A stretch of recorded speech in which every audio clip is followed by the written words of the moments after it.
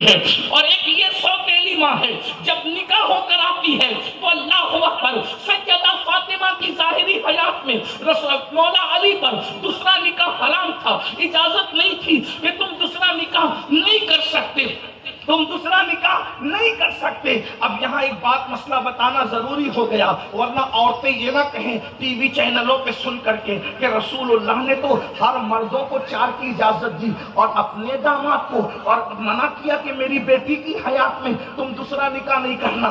آ گئی نا بیٹی کی محبت، معاذ اللہ، بیٹی کی محبت میں اپنی بیٹی کا دکھ حضور سے برداشت نہ ہوا، اپنی بیٹی کے شوہر کو کہا اس کی موجودگی میں تم دوسرا نکاح نہیں کرنا۔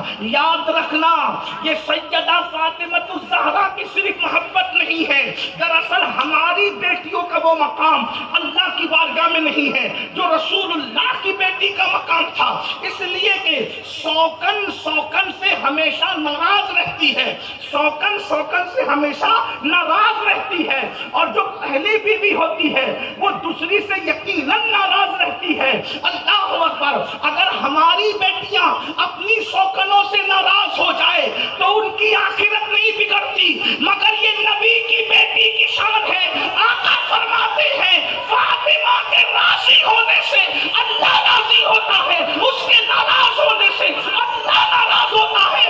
اللہ کے رسول نے اس آنے والی سوگن پہ احسان کیا تاکہ اس سے فاطمہ ناراض ہوگی تو خدا ناراض ہوگا، خدا ناراض ہوگا اس کی آخرت برباد ہو جائے گی۔ اس آنے والی کی آخرت کی بربادی سے بچانے کے لیے کہا جب تک فاطمہ رہے گی تم دوسرا نکاح نہیں کر سکتے۔ رہی بات ہم تمہیں دوسرے نکاح کا موقع دیں گے کیونکہ اللہ نے موت و حیات کا اختیار نبی کو دیا۔ میں دنیا سے جاؤں گا، 6 مہینے میں اپنی بیٹی کو بھی اپنے پاس بلا لوں گا، پھر تم نکاح کرتے رہنا، امت کو برکتیں عطا کرتے رہنا۔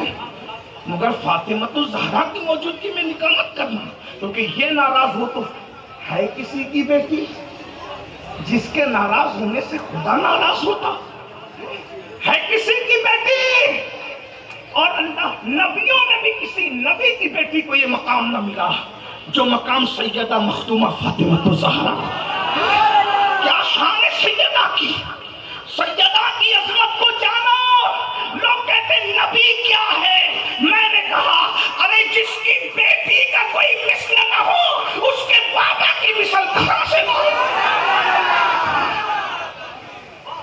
اگر بات آئی ہے تو میں یہ بتا دوں سیدہ کے لیے، تفسیر روح البیان عربی بیروت سے جو چھپی ہوئی ہے، جلد 4، اس میں یہ روایت موجود ہے۔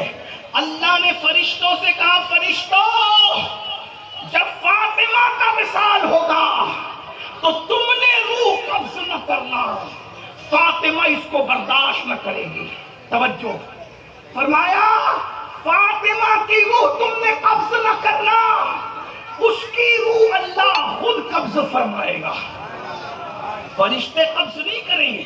یہاں کچھ لوگوں کو برداشت نہیں ہوا، کہتے ایسے کیسے ہو سکتا ہے؟ میں نے کہا حدیث ہے جو سمندر میں جنگوں میں مرتے ہیں، اللہ کہتا ہے کیونکہ یہ سمندروں کی جنگ میں مرے ہیں تو ان کی روح فرشتے نہیں بلکہ اللہ خود قبض فرمائے گا۔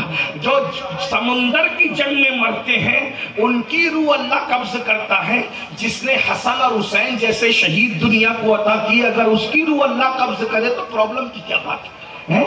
یہ شان ہے سیدہ۔ سیدہ کی شان پڑھوں تو پھر بہت وقت، یہ تو ہمارا زندگی کا عنوان ہے۔ میرے آقا نے فرمایا جو میری بیٹی سیدہ فاطمہ سے عقیدت اور الفت رکھے گا اللہ اس کو 100 فائدے عطا کرے گا۔ کتنے؟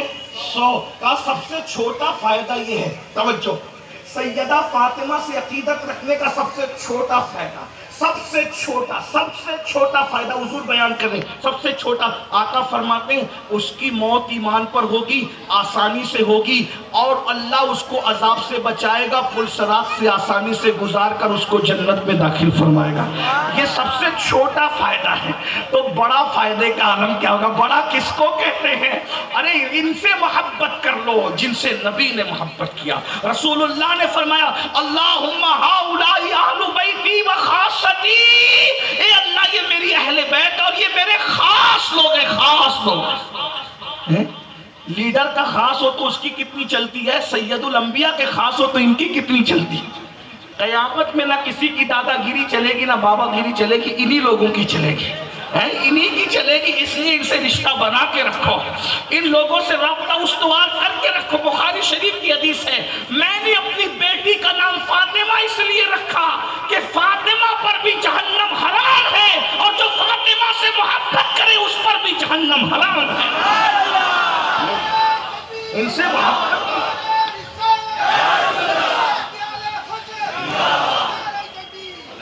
محبت کی وجہ سے جہنم حرام۔ یہ اگر کوئی بخاری مانتا ہے تو وہ بخاری لے کر کے دیکھے نا۔